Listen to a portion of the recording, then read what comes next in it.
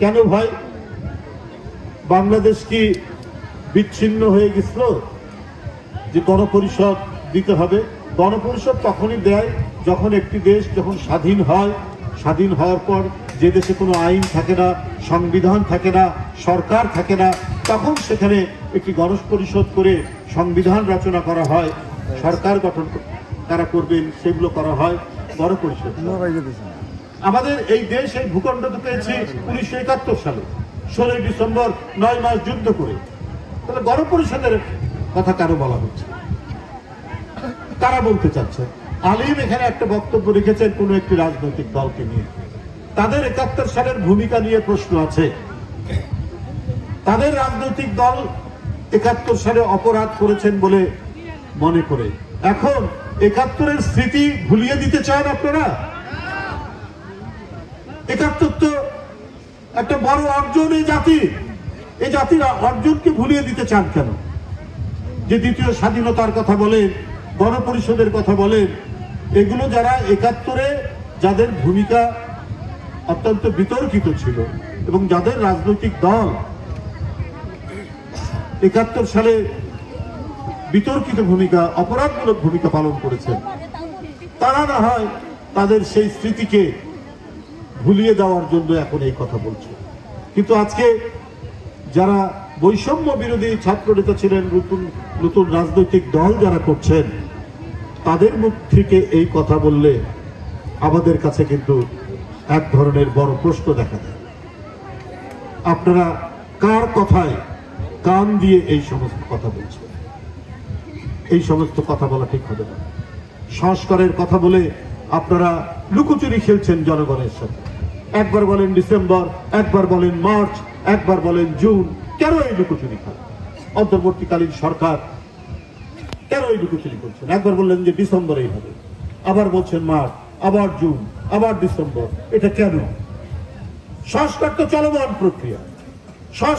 সংস্কার তো করবে এর আইনি প্রক্রিয়া, এটা করবে জনগণের দ্বারা নির্বাচিত যে সংসদ, এবং যারা সরকারে আসবে তারা সংস্কারকে আইনীকরণ করবে।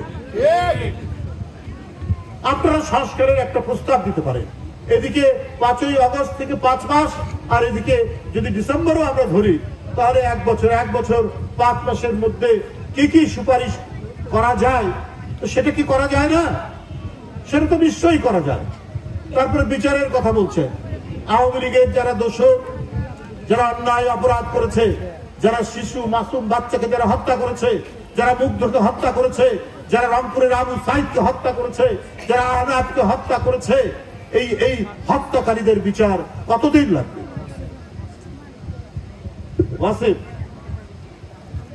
ফাইয়াজ, এই সমস্ত তরুণ বাচ্চা, কেউ ইন্টারমিডিয়েটে পড়ে, কেউ ক্লাস 10-এ পড়ে, যাদেরকে র্যাব গুলি করেছে, যাদেরকে পুলিশ গুলি করেছে, যাদেরকে নিয়েছিল শেখ হাসিনা, ভোটারদেরকে ভোট কেন্দ্রে যেতে দেয়নি, ভোট কেন্দ্রে গরু, বাছুর, কুকুর ঘুরে বেরিয়েছে। এই কারণে এই হারানো অধিকার ফিরে পাওয়ার জন্যই তো আন্দোলন, সংগ্রাম, এবং এটা তো গণতন্ত্রের অপরিহার্য অংশ। তো কেন আপনার নির্বাচন দেরি হবে? কেন নির্বাচনকে নিয়ে আপনারা গড়িমসি করবেন? এটা তো করা ঠিক হবে না। আজকে অন্তর্বর্তীকালীন সরকারের যত দায়িত্ব, সেই দায়িত্ব পালন না করে আপনারা শুধু এইদিকে মনোযোগ দিচ্ছেন, এত কিছু, আর নিজেদের কাজ সেটা তো করছেন না। আজকে পরিবেশ দিনকে দিন আরো খারাপ হচ্ছে। আপনাদের সময় তো আরো ভালো হওয়ার কথা। আপনার ঢাকা শহরে আজকেই দেখলাম পত্রিকায় অনেক মাঠ, যে মাঠ ক্লাব বানানো হচ্ছে, অথচ এই মাঠগুলো সরকারের নিয়ন্ত্রণে আনার কথা। অনেক পুকুর ভরাট করা হচ্ছে, যে পুকুরগুলো পরিবেশের জন্য অত্যন্ত জরুরি। কই এগুলোর ব্যাপারে তো আপনারা কোনো পদক্ষেপ নিচ্ছেন না। মাঠ কি করে বিভিন্ন ক্লাবের দখলে চলে যায়? এরকম বহু কাজ, বহু কর্মকাণ্ড আছে। আমরা বলেছি আমরা আপনাদেরকে সমর্থন করব, কিন্তু যে কাজগুলো আপনারা মানে অন্যায় করবেন বা জনগণ বিরোধী কাজের, আমরা তো সেটা সমালোচনা করবই। আজকে চালের, আপনার যেটা খাবার চাল, একটু সরু চাল, তার দাম 85 টাকা হতে পারে। একজন রিক্সাওয়ালা কয় টাকা তার ইনকাম সারাদিনে? একটা মোটা চাল সেটা 65 থেকে 67 টাকা। কেন? আজকে রোজার মাস মানুষ একটু ভালো খেতে চায়, একটা ব্রয়লার মুরগি তার প্রতি কেজিতে 10 টাকা করে দাম বাড়ছে, তো এগুলো তো সমালোচনা হবেই। তো সেগুলোর দিকে আপনারা নজর দেন, আপনার সিন্ডিকেট ভাঙুন। আপনার আওয়ামী লীগের দোসররা আজকে বাজার নিয়ন্ত্রণ করে, আওয়ামী লীগের দোসররা আজকে হাট ঘাট মাঠ টার্মিনাল তারা দখল করছে, বিভিন্ন জায়গায় তারা তাদের কাছে প্রচুর কালো টাকা আছে, আর ওই কালো টাকা তারা ছড়াচ্ছে বিভিন্ন ভাবে। কই আপনার প্রশাসন এদের বিরুদ্ধে কোনো ব্যবস্থা নেয় না?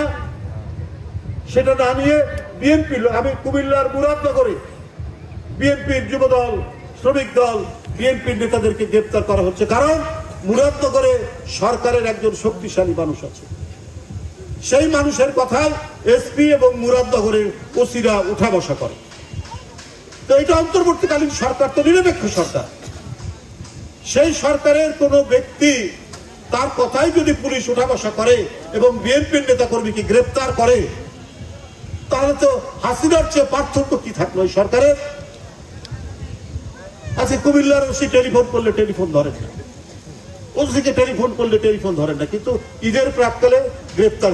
শেখ হাসিনা যেমন ঈদের প্রাক্কালে আপনার পুলিশকে দিয়ে গ্রেপ্তার বাণিজ্য করাতো, ধরে ফেলতো রাস্তাঘাট থেকে যুবদল ছাত্র দলের ছেলেদেরকে ধরে নিয়ে টাকা দিলে ছেড়ে দিত, টাকা না দিলে জেলে দিত, আবার জেলখানা থেকে জেল গেট পার হলে পরেই আবার রিঅ্যারেস্ট করতো যদি টাকা দিতে না পারে। এই বাণিজ্যই তো শেখ হাসিনা করে এই দেশটাকে এক জঘন্যতম পরিস্থিতির মধ্যে নিয়ে গিয়েছে। তো সেই অনাচারের পুনরাবৃত্তি ডক্টর ইউনূস সাহেবের সরকারের সময় কেন হবে? এটাই আজকে জনগণের প্রত্যাশা, এটাই আজকে জনগণের বড় প্রশ্ন। বন্ধুরা আমার, বক্তব্য আমি দীর্ঘায়িত করতে চাই না।